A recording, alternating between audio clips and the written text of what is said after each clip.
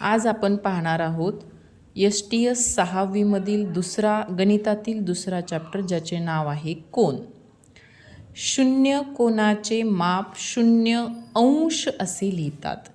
हा जो शून्य आहे, हे शून्य हे त्या कोनाचं माप आहे आणि ते कशामध्ये मोजले जाते तर अंशामध्ये मोजले जाते. हे अंशाचे चिन्ह आहे.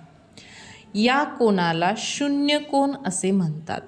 शून्य कोन कसा असतो तर इथे एक बिंदू आहे आणि त्या बिंदूमधून हे दोन किरण एकमेकांवरतीच गेलेले दिसत आहेत. या बिंदूच्या भोवती गोल काढलेला नाही, तेव्हा याला 0° कोन असे म्हटले जाते. यानंतर जो दुसरा कोन असतो तो 0° मोठा परंतु 90° लहान असलेल्या कोनाला लघुकोन असे म्हणतात. म्हणजे लघुकोन कसा असतो तर 0° मोठा असतो आणि 90° लहान असतो. मग 90° आपल्याला माहीत पाहिजे. मग 90° कोन कसा असतो तर अशा दोन, एक सरळ आणि एक आडवी, अशा पद्धतीच्या जेव्हा दोन किरणांचा आपण समावेश करतो तेव्हा तयार होणारा कोन हा 90° कोन असतो. आणि जो कोन मग 90° लहान आहे आणि 0° मोठा आहे, त्या सर्व कोनांना मग तो 1°, 2°, 3°, 60°, 70°, 89° जरी असेल, म्हणजे 90पेक्षा लहान असेल तर त्या कोनाला लघुकोन असे म्हणतात. मग लघुकोन कसा असेल तर लघुकोन अशा पद्धतीने काढू शकतो. हा झाला लघुकोन. बघा, याचे माप ह्या 0° मोठे आहे आणि ह्या 90° लहान आहे. मग याला काय म्हणतात तर लघुकोन असे म्हणतात. लघुकोन. आणि जो 0° कोन असतो त्याचं नाव पण 0° आहे, त्याला शून्य कोन असे म्हणतात. शून्य कोन. त्यानंतर जो हा 90° कोन असतो याला काटकोन असे म्हणतात. हा सर्वांनी लक्षात ठेवायचा. 90° कोन कोणता असतो तर 90° कोनाला काटकोन असे म्हटले जाते. यानंतर पुढचा जो कोन असतो तो 90° मोठा परंतु 180° लहान असलेल्या कोनाला विशाल कोन असे म्हणतात. आता हे माहीत असण्यासाठी आपल्याला अगोदर विशाल कोन म्हणजे 180° कोन माहीत असणं गरजेचं आहे. मग 180° कोन कसा असतो तर अशा पद्धतीने 180° कोन असतो. हा आहे 180° कोन. याचं नाव आहे सरळ कोन. 180° कोनाला काय म्हणतात तर सरळ कोन असे म्हणतात. आणि जो कोन 90° मोठा आहे परंतु 180° लहान आहे, अशा कोनाला विशाल कोन असे म्हणतात. त्याचे माप किती असायला हवे तर 90पेक्षा जास्त आणि 180° कसे असायला हवे, कमी असायला हवे. अशा कोनाला काय म्हटले जाते तर विशाल कोन असे म्हटले जाते. विशाल कोन. विशाल कोन हा 90° मोठा असतो आणि 180° लहान असतो.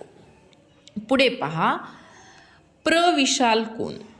प्रविशाल कोन हा 180° मोठा व 360° लहान असतो.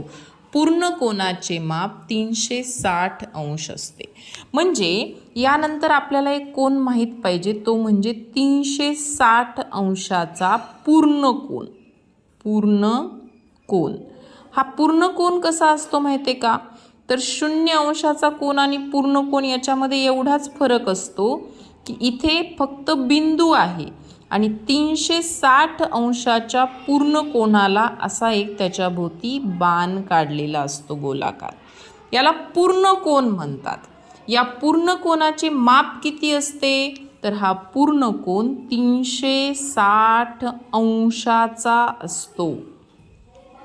आणि मग जो कोन 180 अंशापेक्षा तर मोठा आहे, 180 अंशापेक्षा मोठा आणि 360 अंशापेक्षा लहान, त्या कोनाला प्रविशाल कोन असे म्हणतात. कसला कोन म्हणतात? तर प्रविशाल कोन असे म्हणतात. हे बघा, हा इकडून आहे. हा कसला कोन आहे? तर प्रविशाल कोन.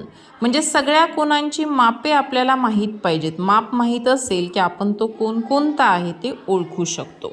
बघा, 0 अंशाचा कोनाला शून्य कोन म्हणतात. 0पेक्षा मोठा, 0 अंशापेक्षा मोठा परंतु 90 अंशापेक्षा लहान, तो असतो लघुकोन. जो 90 अंशाचाच कोन असतो तो असतो काटकोन. जो 180 अंशाचा असतो तो असतो सरळ कोन. जो 180 अंशापेक्षा लहान आणि 90पेक्षा मोठा असतो तो असतो विशाल कोन. जो 360 अंशाचा कोन असतो तो असतो पूर्ण कोन, त्याला असं वर्तुळ असतं. आणि प्रविशाल कोन, जो कोन 180 अंशापेक्षा मोठा परंतु 360 अंशापेक्षा लहान असतो तो असतो प्रविशाल कोन. पुढे बघा, आपल्याला या ठिकाणी काही कंपासबद्दल माहिती दिलेली आहे. काय माहिती आहे बघा?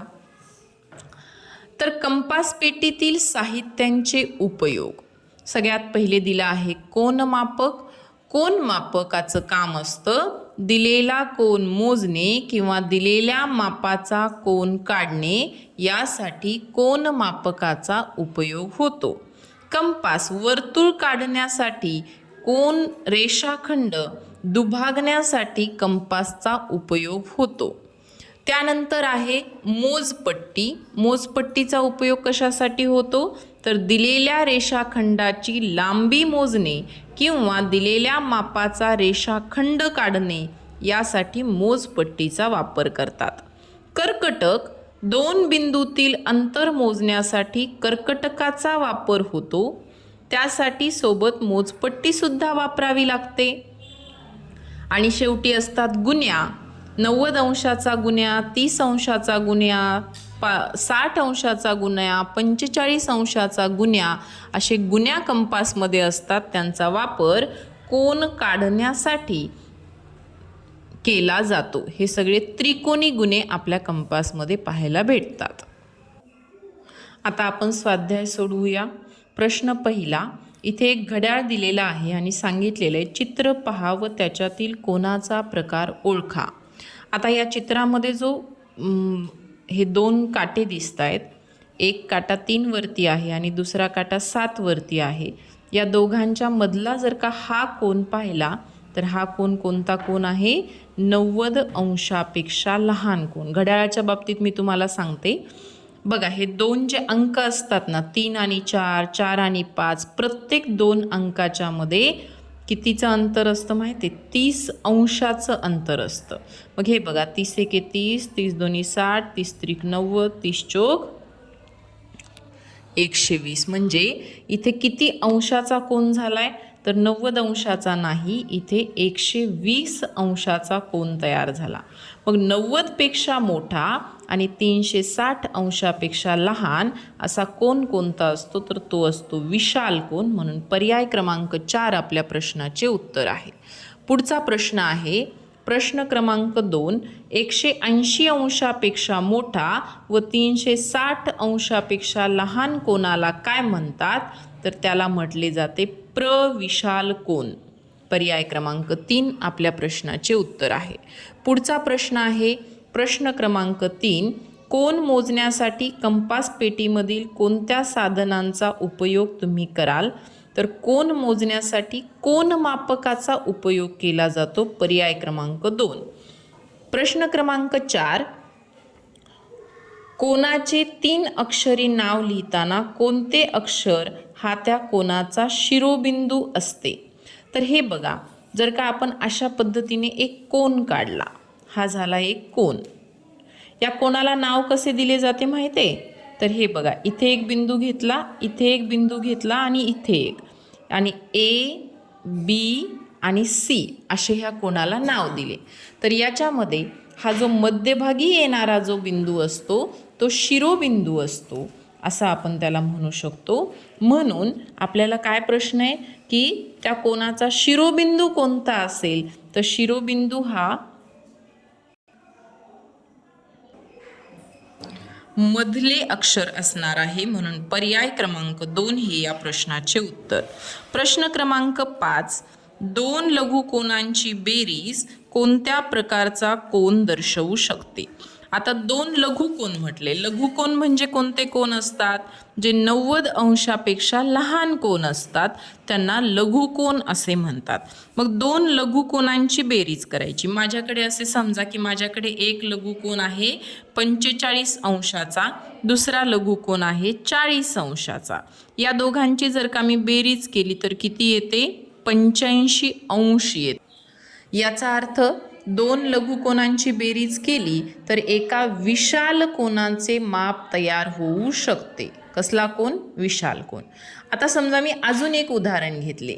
लघुकोन घेतला, एक लघुकोन आहे 10 अंशाचा आणि दुसरा लघुकोन आहे 10 अंशाचा. दोघांची केली बेरीज तर उत्तर येते 20 अंश.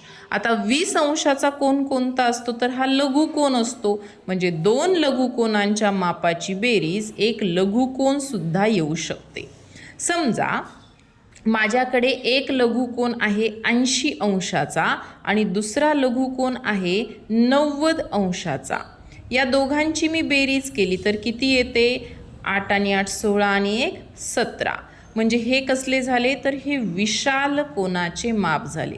म्हणजे दोन लघुकोनांच्या मापाची बेरीज ही विशाल कोनसुद्धा येऊ शकते. आणि जर का समजा माझ्याकडे एक लघुकोन आहे 45 अंशाचा आणि दुसरा लघुकोनसुद्धा आहे 45 अंशाचा, तर दोघांची बेरीज ही 90 अंश येते. म्हणजे 90 अंश म्हणजे काटकोन. याचा अर्थ लक्षात येतोय का?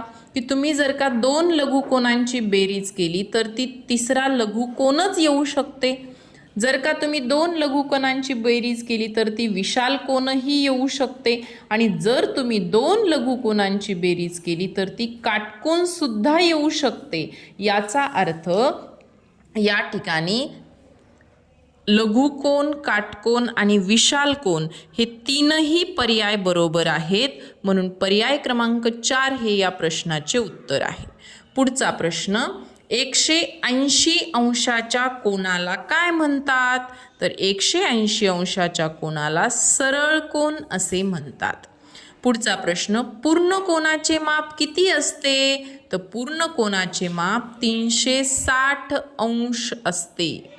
पुढचा प्रश्न आहे, कोनांच्या बाजूंची मापे 2 सेंटीमीटरने वाढल्यास कोनाच्या मापात काय फरक पडेल? फार सुंदर प्रश्न आहे. बघा, माझ्याकडे एक कोन आहे अशा पद्धतीचा. ठीक आहे, असा एक कोन आहे. ह्या कोनाच्या 2 बाजू आहेत. त्यांनी म्हणतात की ह्या बाजू 2 सेंटीमीटरने वाढवा. मी ही बाजू 2 सेंटीमीटरने वाढवली आणि ही पण बाजू 2 सेंटीमीटरने वाढवली. तर कोनाच्या मापात काही बदल होईल का? तर काहीच होणार नाही, कारण कोन तर इथे असतो. तुम्ही इकडे किती जरी रेष वाढवली तरी इथलं माप बदलणार आहे का? तर नाही. म्हणजे जर का तुम्ही कोनांच्या बाजूंची मापे वाढवली तर कोनाच्या मापात कुठलाच फरक पडत नाही. म्हणजे माप समान राहील.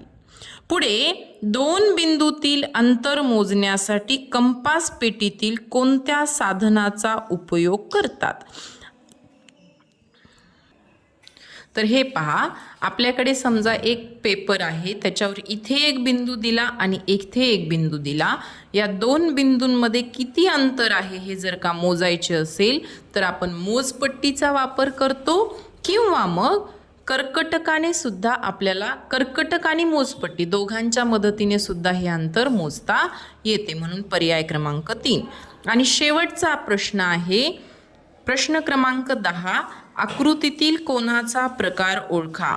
आता आकृतीमध्ये जो कोन आहे तो बघा, या ठिकाणी मी तुम्हाला सांगितलं होतं की दोन किरण एकमेकांवरती आहेत आणि फक्त बिंदू आहे तर तो शून्य कोन असतो.